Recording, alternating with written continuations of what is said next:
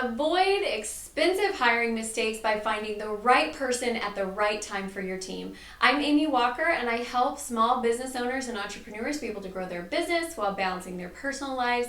And today I'm sharing with you my hiring processes so that you can save time and money while finding your dream employee.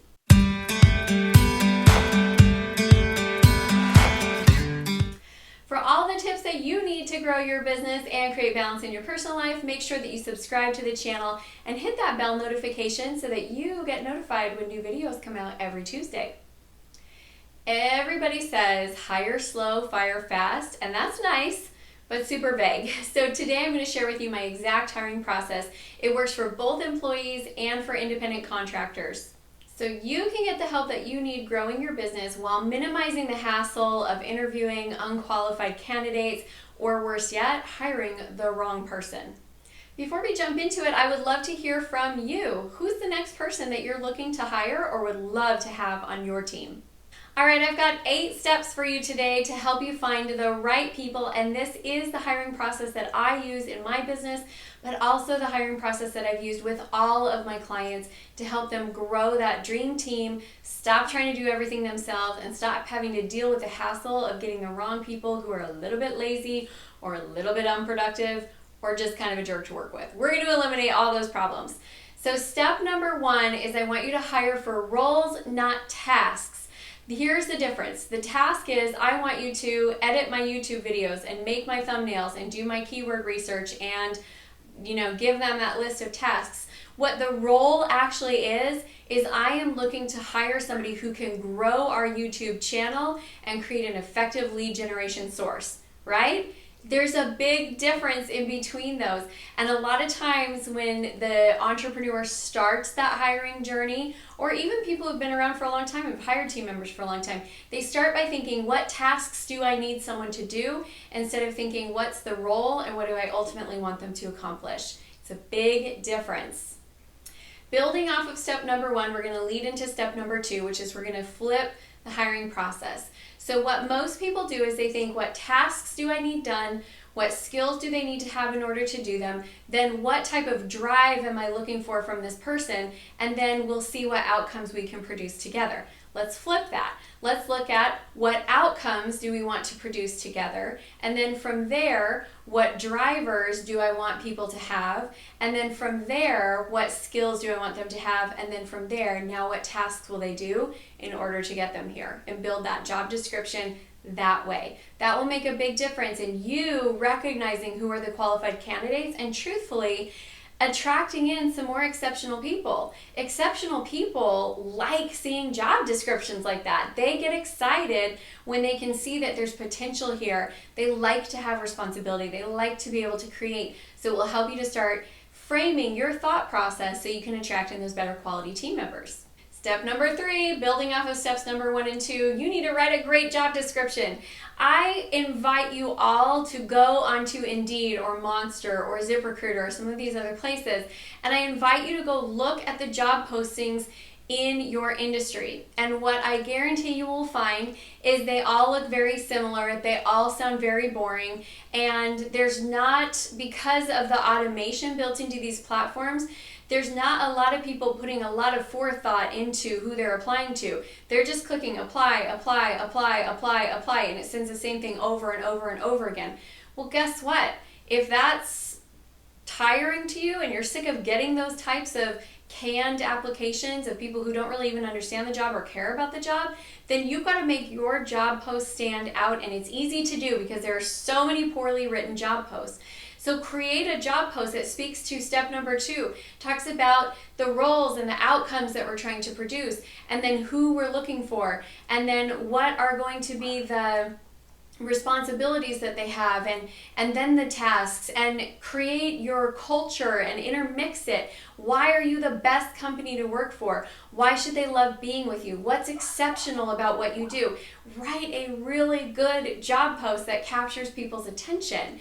And then you're immediately going to start getting more volume of applicants, which takes your hiring costs down, but it also gives you more people to choose from because your job post simply sounded more fun, more exciting, it elicited more passion, and everybody wants to work in an environment like that that's worth having on your team.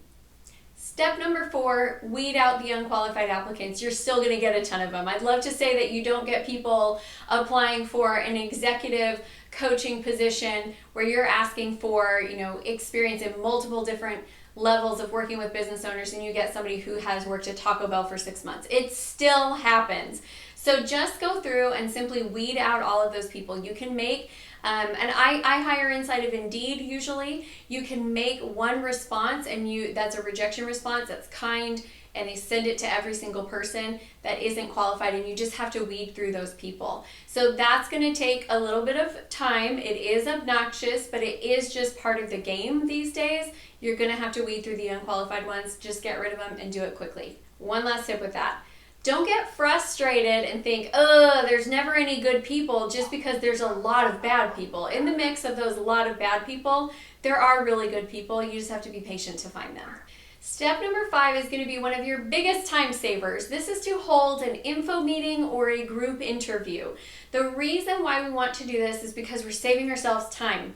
There's nothing more annoying to me in the hiring process than having a 15-20 minute interview with somebody and one of two things happens. Either I know within the first few minutes I am not interested in them, but I got to spend 15 minutes with them times the 10 people I'm interviewing, and it's annoying because it wastes my time. But on the other side, also, there's nothing, well, I guess they're both equally annoying, to spend that time interviewing someone you really like them, and then when you follow up, they're like, oh yeah, I decided I'm not really interested. It's not what I'm looking for. Waste of time. I don't have that kind of time to waste, and so what I do is I bring all of the applicants that managed to get through that first round of screening. I bring them to an info meeting. I hire a lot of virtual people, and so I do this through Zoom. We all get on together, and that's where I really go into the details of the job. I go into the culture, who we are as a company, what our goals are, what our vision is, and I look for people who are in alignment, and then I give them each a task to do. So for example, if I'm hiring a digital marketer, I will have them go and look through my social media and send me one or two things that they think we could be doing better. And there's a lot of things we could be doing better. Or if I'm hiring a business coach or business strategist, I'll ask them to share with me a case study from one of their current clients and where they were, what they did with them, and where that client is now. So I'll give them a task to do to make sure that I'm really getting in the people, and then I'm going to spend my interview time with people who pay attention to detail. They're excited, they already understand the culture and who we are and what we stand for. They want to be a part of that, and they are more interested before we get on that one-on-one interview.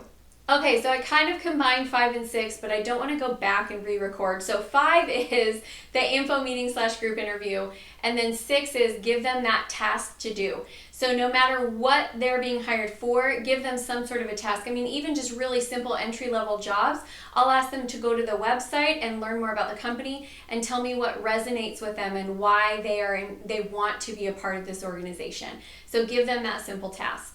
Number 7 is the individual interview. So we talked about earlier in the video, everyone says hire slow, fire fast, but they don't exactly tell you how to do it. This is how we do it. We've gone through all these steps. Step number 7 is the interview. A lot of times people just post and then go straight to interview. It's gonna get you more likely to get the wrong person.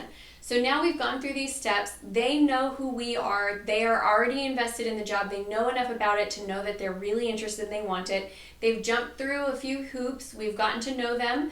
And now what we're going to do is we're going to do the individual interview. And this is where we're really digging in and we're asking the questions about how will they perform. I like to ask different types of questions in the interview. I like to ask questions that show me their past performance. I like to ask questions that show me how they work on a team environment and how they'll fit into our culture. And I like to ask questions about how they like to be led. So I know if I believe everybody can be successful given the right context, but I might not be able to create the right context for them. For example, I'm busy. I got 5 kids plus church responsibilities plus running my company Plus, I actually do like to just do things because I like them. So if somebody wants for their leadership style that it's like a really tight-knit, we're best friends, we're a family, we hang out together outside of work, and because I feel like this is my community, then I feel like I want to do whatever you want me to do. I can't do that style. I can't be that person for them. So I would know that they're not a right fit. So I'm looking for, can they do the tasks? Do they have previous work experience? Performance-based questions. And then I'm going to ask questions that are based around how they fit into the culture, and things like how do they handle disappointment and frustration, and when a project goes wrong, how do they respond, what do they do? And then that third piece of the puzzle is what do they need from a leader in order to be successful, so I can analyze if I can actually do that for them. Now at this point, you're going to have some favorites and you'll have some people that you're excited about. If you don't, you got to post the job again and you've got to start over again, because settling is never good. You're never going to have somebody who will grow with you and go the distance when you knew from the very beginning that they weren't who you wanted and weren't who you were looking for. So if you don't have some people you're excited about, go back to the beginning, repost the job, get more visibility towards it, give it some boost, put some budget behind it so you can get more applicants. And now you get to come back to this place and we have found some people that we like. Now we're going to do a skills assessment. Whatever the job is that they're coming in to do, you need to be able to assess that skill. Now, I truthfully hire independent contractors, and that's who I look for. People who are already doing this job and they're doing it for other people. So a lot of times my skills assessment can be having them send their portfolio and their work so I can look over it and see the quality of the work. But sometimes we do need to actually assess. So for my coaches, for example, if I'm hiring a new business strategist, I'll give them case studies that are real client stories, and I'll ask them to tell me what they would do and what direction and advice they would give for this client. And then I'll see, is it good advice? Is it bad advice? I have literally had someone after the interview and I'm like, oh my gosh, I like this person. They're my top pick. And then we get into the skills assessment and I'm like, oh, no, that's super bad advice. You obviously have never worked with a budget that doesn't have, or a business that doesn't have $1 million of investment dollars, because you would have just put them out of business, right? So I've had that happen before. That skills assessment really proves if they can do it or not. I've had, here's another example. Marketing. I've taken a blog post and said, okay, here's the skills assessment. Here's the blog post that I wrote. I want you to tell me what you would do with this content piece in order to generate leads and help us to be able to expand the reach of it. And then I've had people send me back like really lame advice that's not anything that I don't already know, and had the person that I actually hired send back, I did some keyword research, and if we were to use these keywords and here's where I would insert them, we could have potential to rank, and here's what I would do with the graphics in order to promote it across the different campaigns. And they really send me some samples. That is great. I love that. Now, if you're hiring an employee, sometimes if you have them come in and do a working interview, depending on your state, they may be eligible for, you have to hire them and give them workers' comp. I would like you to avoid that, okay? I really would like you to avoid that. So some things that you can do is you can do an interview where you're playing games that assess the traits you're trying to assess. So for example, I have a client right now who's trying to hire a doctor like an associate doctor, and they want that doctor to have good leadership skills so that they can work well with the rest of the team. Well, they can't have them come in and do a working interview because they're in the state of California, and they would have to hire them, and then that person would be eligible for workers' comp. So what they can do is they can have an interview where it's a get to know the team, and they can give them like games or projects to do as a team, like interactive team building things, and observe how that doctor leads. So you've got to get creative to think through what can you do to actually assess the types of skills that you're looking for, so you're not going on theory. There are a lot of people who are really good at selling themselves. They're very nice people. They're dynamic people. I tend to like friendly, creative thinkers, and they do really great in the interview, but if they can't do the stuff, then I can't hire them on my team. So there you have it. Those are your 8 steps That is my exact hiring process. I've used it for myself, and I've used it with hundreds of my clients to help them get the right person on their team, because if you get the wrong person, it is extremely expensive and it can crumble the morale and the progress that you've built with your existing team. You owe it to yourself, to your business, to your team to spend the time to hire right.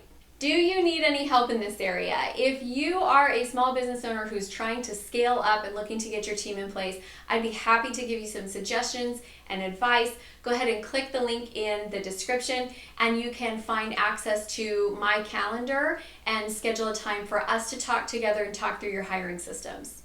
Also, if you want to join a community of like-minded business owners and entrepreneurs, join the CEO Spot. It's my private Facebook group, and you can meet and connect with other business owners just like you, plus get advice from me on how to grow your business. So if you liked this video and you found this to be helpful, share the love, give me a like, give me a comment, tell me what's working for you, and I would absolutely love if you would share this video with your entrepreneur network. Thank you so much for watching. I'm Amy Walker. I hope you have a wonderful day.